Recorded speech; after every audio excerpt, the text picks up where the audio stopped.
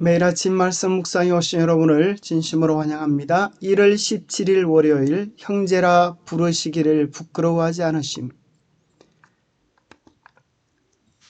히브리서 1장에서는 하나님의 영광의 본체의 형상이신 예수님을 생각해 보았고, 2장에서는 우리를 위하여 인간의 몸을 취하시고 이 땅에 오신, 그래서 우리의 형제가 되으신 예수님에 대하여 생각해 보게 됩니다. 모세의 결정이 어떤 면에서 예수님께서 우리를 위해 하신 일을 예정하고 있습니까? 하나님께서 우리에게 무엇을 요구하십니까? 오늘 우리에게 주는 교훈은 무엇입니까? 히브리서 11장에는 모세가 하나님을 위하여, 그리스도를 위하여 희생했던 내용을 이렇게 기록해 주고 있습니다. 믿음으로 모세는 장성하여 바로의 공주의 아들이라 칭함받기를 거절하고 도리어 하나님의 백성과 함께 고난받기를 잠시 죄악의 낙을 누리는 것보다 더 좋아하고 그리스도를 위하여 받는 수모를 애굽의 모든 보화보다 더 큰 재물로 여겼으니 이는 상주심을 바라봅니다. 히브리서의 저자는 모세가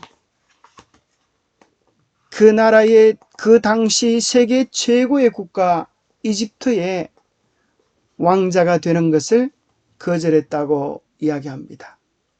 왜 거절했는가? 그것은 하나님의 백성과 함께 고난받는 것을 애굽에서의 누릴 수 있는 모든 보호와 영광보다 더 큰 재물로 여겼다고 이야기해 줍니다. 그 당시 최고의 국가 이집트의 왕자가 되는 것은 이 세상의 어떤 권세와도 비교할 수 없는 최고의 영광이었을 것입니다. 그런데 어떻게 그 최고의 영광의 자리를 버리고 가장 낮고 천한 종이 될 수 있는가? 바로 그 모습 속에서 우리는 우리를 위하여 자원하여 수모를 당하신 예수 그리스도를 발견하게 됩니다. 뿐만 아니라 그 당시 최고의 학문과 지위를 가졌던 바울이 예수 그리스도를 알고 그 모든 것을 배설물로 여겼던 바울의 선택을 생각해 보게 합니다. 바로의 공주의 아들, 그것이 그 당시 모세에게 어떤 의미였는지 생각해 본 적이 있습니까? 모세는 당시 최고의 권력을 가진 제국의 유력한 사람이었습니다. 요즘 말로 하면 정말 재벌 2세, 왕자, 최고의 영광의 자리에 있는 것입니다. 그는 가장 높은 수준의 교양과 군사훈련을 받았으며 모두가 주목할 만한 사람이 되었습니다. 심지어 그의 직위뿐 아니라 능력과 지혜도 대단하여서 스데반은 모세를 향하여 말고 하는 일이 능하였더라고 설명해 주고 있고, 또 모세가 애굽 군대의 총애를 받고 바로가 그의 양손을 자기의 보좌의 후계자로 삼기로 했다고 이야기해 주고 있습니다. 하지만 모세가 제대로 교육을 받지 못하고 아무 힘도 없는 노예에 불과했던 이스라엘 백성들과 함께하기로 선택했을 때 그는 이 모든 특권과 영광을 버린 것이었습니다. 그러나 모세가 아무리 애굽의 영광을 다 버린다고 하더라도 우리를 위하여 하늘 영광을 버리고 이 땅에 오신 진이 사람이 되신 예수 그리스도의 사랑에 비하면 그것도 아무것도 아닌 것입니다. 우리가 죽을 때까지 고생과 고난을 주님 때문에 당한다 할지라도 주님께서 우리에게 베푸신 사랑에 비하면, 우리가 하늘에서 누릴 그 영광에 비하면 그 모든 것이 조금의 의미도 없을 것입니다. 우리가 정말 예수 그리스도의 큰 사랑을 안다면, 그 겸비하심의 깊이를 깨닫는다면 우리도 모세처럼, 우리도 바울처럼 언제나 주님 편을 선택하게 될 것입니다. 히브리서의 저자는 그 당시 그리스도를 신하고 인정하는 것은 모욕과 멸시, 저주, 심지어 죽음에까지 차는 그들의 형편을 바라보면서 우리를 위하여 더 크신 사랑을 베푸신 예수 그리스도를 주목하라고 권면해 주고 있는 것입니다. 하나님께서 오늘 우리에게 어떤 것들을 요구하고 계십니까? 누구든지 사람 앞에서 나를 신하면 나도 하늘에 계신 내 아버지 앞에서 그를 신할 것이요, 누구든지 사람 앞에서 나를 부인하면 나도 하늘에 계신 내 아버지 앞에서 그를 부인하리라. 비록 멸시와 천대받는 자리에 서 있다 할지라도 우리가 그리스도를 부인하는 자리에 서지 않게 되기를 바랍니다. 미국에서 한 소년은 총을 든 남폭자에게 너도 그리스도인이냐? 라는 질문을 받았을 때 그는 총구를 두려워하지 않고 나는 그리스도를 믿는다, 그리스도를 사랑한다라고 담대히 고백할 수 있었습니다. 디모데후서 1장입니다.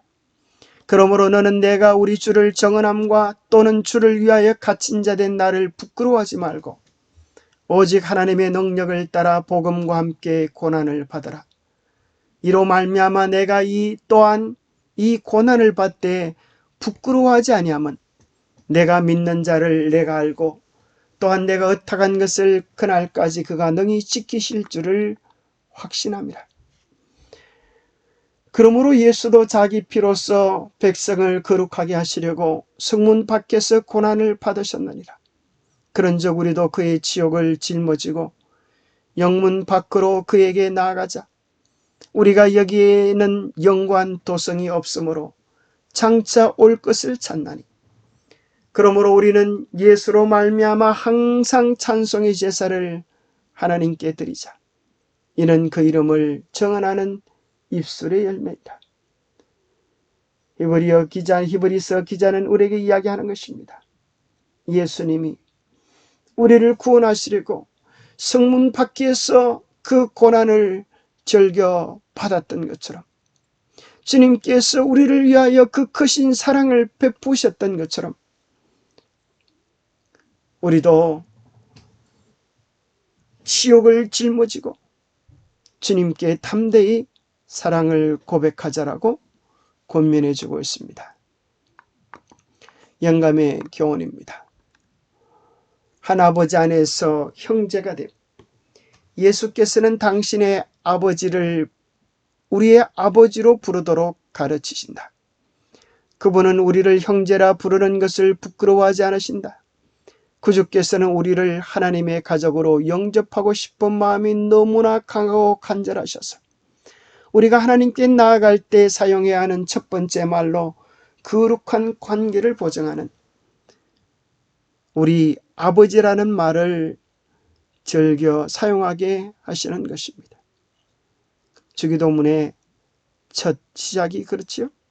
하늘에 계신 우리 아버지.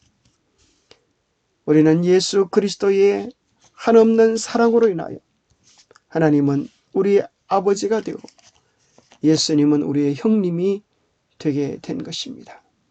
참으로 이 크고 놀라운 사랑을 우리가 어떻게 다 보답할 수 있겠습니까? 초기 그리스도인들이 당했던 멸시와 핍박에 대한 이런 기록이 있습니다. 그들은 로마 제국의 반역자, 종교의 적, 사회에 해를 끼치는 자로 정죄되었다. 수많은 사람들이 원형 극장에서 짐승의 밥이 되기도 하고 화형에 처해지기도 하였다. 또는 십자가에 못 박혀서 죽었거나 짐승의 가죽을 씌워서 투기장에 던져짐으로 개에게 찢겨 죽은 자들도 있었다.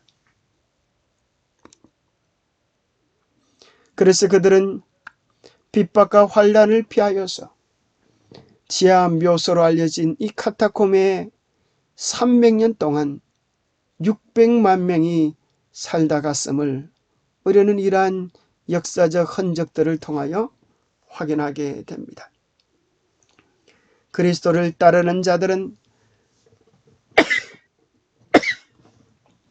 어디로 피난하든지 맹수처럼 추적당하였다.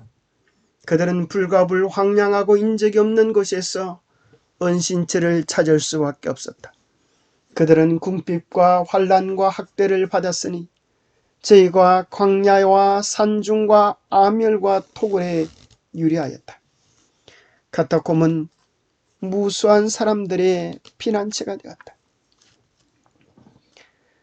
이러한 그리스도인들은 극심한 박해를 받으면서도 그들의 신앙을 깨끗이 보존하였다. 그들은 온갖 편리한 것들을 다 빼앗기고 햇빛조차 볼 수 없는 어두운 땅에서